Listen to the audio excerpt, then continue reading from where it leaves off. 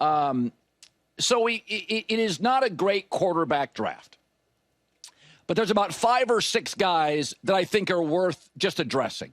And I'm just going to tell you, lay it out here. Ryan says, he assures me we're taping this. It's an archive. But I'm going to give you my feeling on 6 quarterbacks that everybody's talking about in this draft. So the first guy is Cam Ward, who I do think offensive coach, good O-line, weak division. He's a playmaker, a super fluid athlete. He was a no-star recruit, by the way. He went to a place called Incarnate Word, which sounds like a term a philosophy professor uses, and you never know what it means. But it's a college. No-star recruit. I think in that division, with that staff and that offensive line, he's a playmaker. He'll win games. Is he transformational? I don't know. Plays a lot of hero ball, but there's something there, and he should be your number 1 quarterback prospect. Shedeur Sanders, I like him more than NFL general managers. He's a very smart decision maker and super composed and accurate. But he doesn't have a huge arm. He doesn't have a lot of physical traits that are impressive. And he got sacked a lot in college. Some of that's O-line. Some of it he holds it too long. My take is he will be as good as the coaching staff and his protection. So if he gets the staff, the offensive coach, it'll be fine. If not, it won't be much to write home about. Number 3 is Jaxson Dart.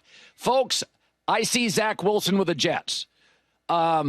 His best games were against Duke, Georgia Southern, and Furman. It's Zach Wilson. He's impressive, good-looking kid, confident under Lane Kiffin's system, but in big games, wasn't consistently accurate, wasn't great with pressure. Also, Ole Miss has big-time talent. So this feels like Zach Wilson, where he's going to blow you away with his confidence. He's got a little bit of an arm, but he was inaccurate in big games. I don't think he sees the field particularly well. I don't think he's an anticipation thrower where I think Shedeur Sanders is. So I don't see it, but he'll get drafted in the first round. Enough GMs like him. Jalen Milroe, Alabama. Great kid, physical specimen. He is too mechanical to ever be a great professional quarterback. But I do think he's a much better version of Anthony Richardson. Again, he's inconsistent. You're getting in the 50% completion percentage on 3rd and 4th down. In the NFL, if you're not good in the 2-minute drill or on 3rd down when everybody knows you're throwing, you're not a franchise quarterback for very long. But I do think because he's such a good kid, he's such a hard worker, and he's got some unbelievable traits, somebody's going to give him a chance to start in this league. But again, he's really mechanical. He's not terribly fluid, and I think there's limitation. Tyler Shuck out of Louisville, don't get it.